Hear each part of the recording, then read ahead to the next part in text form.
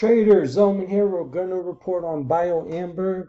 It's July 25th, 2018. I figured I'll do another report on her just because I see another form of support where it could bounce off of. Like I said it in the previous video, if it breaks through the levels, let me just try to zoom in, but the levels where I had the trend lines originally, it would go lower than the support level, which was here, was broken, right?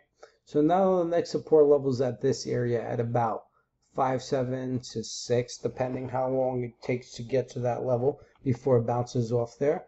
So that could be the next support level. If it is, it could continue going higher. But if it breaks through, all the support levels, all the strong support levels on the uptrend has been broken, and there'll be nothing left for it. But I think it'll hold through the support level.